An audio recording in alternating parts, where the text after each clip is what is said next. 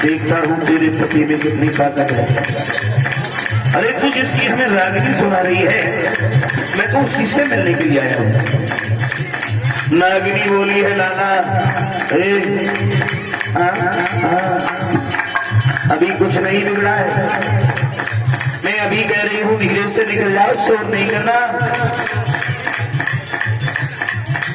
कन्हैया बोले है इसका मतलब ये है कि हमें बातों में ही उलझाए रहेगी, अपने पति को नहीं जगाएगी।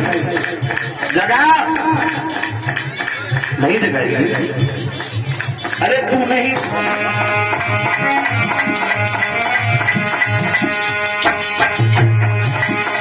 आगे बढ़े हरे नाग की पूछब कहू दवाई,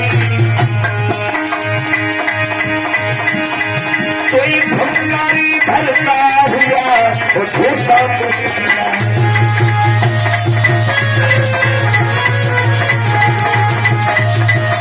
आगे बढ़कर के भगवान कन्हैया ने उस कालिया नाग की पूंछ पर अपना पैर रख दिया। अरे भैया वो तो बिल्कुल सतर ही चल रहा होगा।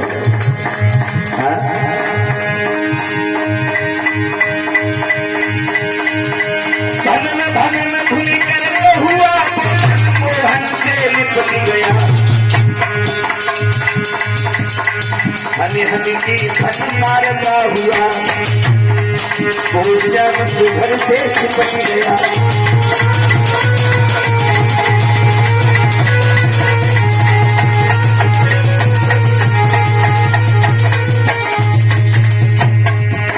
बड़ी फुर्ती के साथ में उस कालिया नाग ने भगवान कन्हैया की बदन से लपेटा लगा दिया।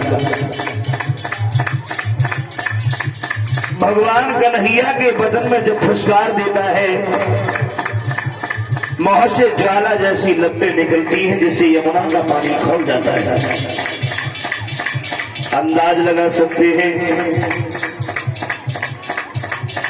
वो कालिया नाग कितना विषैला सर्प होगा, कितना शक्तिशाली सर्प होगा, जिसकी एक फुसकार से यमुना का पानी खोल जाता है। कन्हैया मन में सोचने लगे हैं, इसका मतलब ये है कि हम तो चारों तरफ से घिर गए। जिस नथ के द्वारा कन्हैया ने उस कालिया नाग को नाथ दिया, कालिया नाग को नाथने का अर्थ, कालिया नाग को नाथने का मतलब किसी ने नहीं बताया होगा कि कन्हैया ने कालिया नाग को कैसे नाथ लिया। जरा गौर करें हमारे शब्दों पर। भगवान मुरली मनोहर श्याम बाल रूप में काली दह के अंदर गए थे। कालिया नाग बड़े ही विशाल का शरीर वाला सर्प था, जिस कालिया नाग के 7 फन बताए जाते हैं।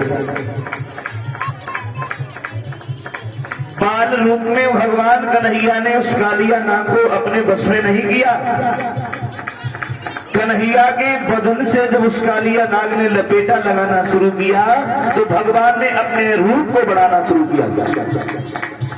इतना विशाल रूप बनाया जो कालिया नाग पूरे बदन से लपेटा लगा गया, फिर भी भगवान के पूरे बदन को चक्कर नहीं पाया। क्रोध में आकर के जब वो कालिया नाग भगवान के बदन में फुसकार देता है, वहां से ज्वाला जैसी लपटें निकलती है जिससे यमुना का पानी खोल जाता है। भगवान कन्हैया ने देखा है हम तो चारों तरफ से घिर गए। उसी समय भगवान मुरली मनोहर श्याम ने उस कालीदह के अंदर अपनी एक छोटी सी लीला दिखाई। भगवान कन्हैया ने अपने बदन को गर्म किया है। गर्म कितना गर्म किया? भगवान कन्हैया ने अपने बदन को इतना गर्म किया, इतना गर्म किया, इतना गर्म किया। कितना गर्म किया? अब ये तो हम नहीं बता पाएंगे कि भगवान कन्हैया ने अपने बदन को कितना गर्म किया। केवल इतना बता सकते हैं भगवान कन्हैया ने अपने बदन को इतना गर्म किया है जो कालिया नाग से भगवान कन्हैया के बदन की गर्मी सह नहीं हुई। तब वो कालिया नाग भगवान कन्हैया के बदन को छोड़ करके भागने लगा है।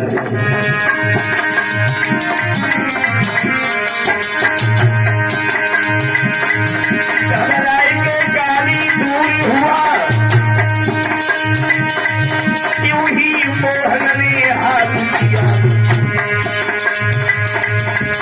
भगवान कन्हैया के बदन की गर्मी जब सहन नहीं हुई, भगवान कन्हैया के बदन को छोड़ करके भागने लगा, तो भगवान कन्हैया ने बड़ी फुर्ती से अपना हाथ आगे बढ़ाया।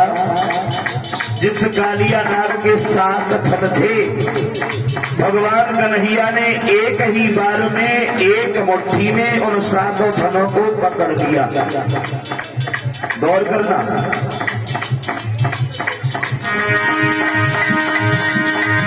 घबराई के काली दूर हुआ, चूही मोहन ने हाथ दिया।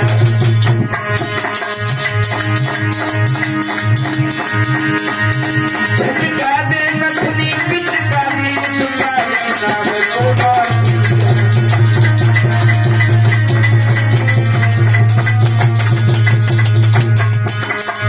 यानी 7 थनों को एक ही बार में एक मुट्ठी में पकड़ा और कन्हैया ने झटका दिया। झटका देकर के जब मुट्ठी को दबाया है, 7 थन की बात दूर है, उदाहरण के तौर पे आप समझ लीजिए, आप किसी जगह पर फंसे हैं किसी सर्प के चक्कर में, और हिम्मत करके आप उसके फन को पकड़ लेना और फन को पकड़ करके कस के मुट्ठी को दबा देना। तो कितना भी विशालकाय शरीर वाला, कितना भी जहर वाला सर्प है, तुम्हारे मुट्ठी के दबाने से वो इतना लस्त हो जाएगा, उसके शरीर की शक्ति छीण हो जाएगी। वही किया भगवान ने, 7 थनों को एक बार में एक मुट्ठी में पकड़ा और झटका देके मुट्ठी को जब दबाया, तो कालिया नाग के शरीर में जितनी शक्ति थी एक ही झटके में छीण हो गई और वो कालिया नाग भगवान कन्हैया के बस में हो गया। कन्हैया ने उस कालिया नाग को अपने बस में किया है। नाग को नाथने का अर्थ ये है कि भगवान कन्हैया ने उस कालिया नाग को अपने बस में कर लिया। झटका देकर के मुट्ठी को दबाया, जिस मुंह से ज्वाला जैसी लपटें निकल रही थी, थोड़ी देर के बाद में खून बहने लगा है। खून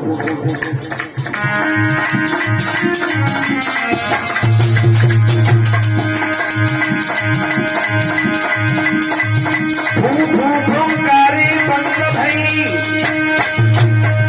बके मुंह से भारी छूटी गई, कहना खून उसके मुंह से यमुना में धारा डाल गई।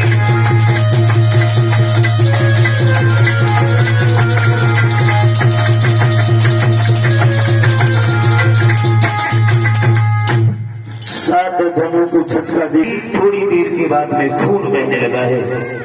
वो कालिया नाग इतना नष्ट हो गया, शरीर की शक्ति छीण हो गई, शक्तिहीन हुआ, भगवान कन्हैया की बस में हो गया।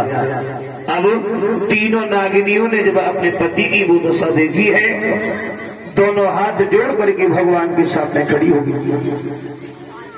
अज्ञान का पर्दा, घमंड का पर्दा जो उनकी आंखों पर पड़ा हुआ था, एक ही झटके में भगवान ने वो अज्ञानता का पर्दा दूर हटा दिया।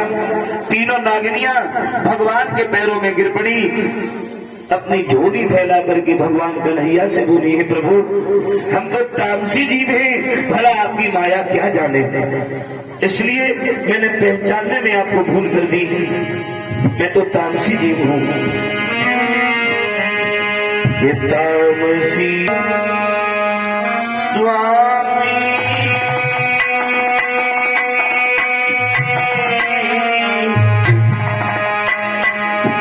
मेरी तुमको नमो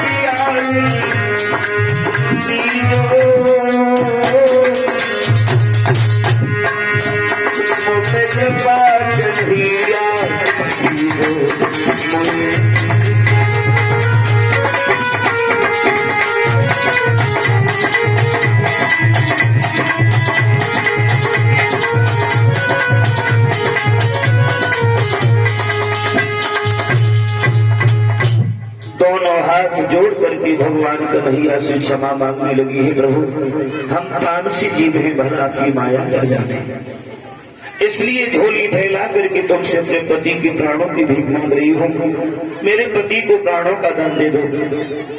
भगवान कन्हैया बोले हैं थोड़ी देर पहले अपने पति की बहुत पति के प्राणों की भीख मांगने लगी, खैर कोई बात नहीं है, हम तुम्हारे पति को नहीं मारेंगे, छोड़ देंगे, लेकिन ऐसे नहीं छोड़ेंगे। हमारी एक गेंद सकाली दह के अंदर आई है, वो हमारी गेंद ढूंढ कर खिलाओ, और हमें कुछ कमल के फूलों की भी जरूरत है, तो हमें कमल के फूल भी चाहिए। तीनों नागिनियां भागी हैं, गेंद ढूंढ करके लाई, कमल के फूल तोड़ के लाई, फिर कन्हैया के सामने दोनों हाथ जोड़े हैं, प्रभु अब हमारे पति को छोड़ दो। कन्हैया बोले अभी नहीं, अपने पति से ये कहो हमें ये जल से बाहर तक छोड़ करके आए, हम तुम्हारे पति को छोड़ देंगे। कालिया नाग तो पहले से ही भगवान के वश में था, अपने सर को नीचे झुका दिया, भगवान कन्हैया उस कालिया नाग के फन पे सवार हो गए। अब वो कालिया नाग भगवान कन्हैया को जल से बाहर तक छोड़ने के लिए आया है, और कमल के फूल भी उनके हाथ में है। कन्हैया जब जल से बाहर आए हैं, क्या देखा,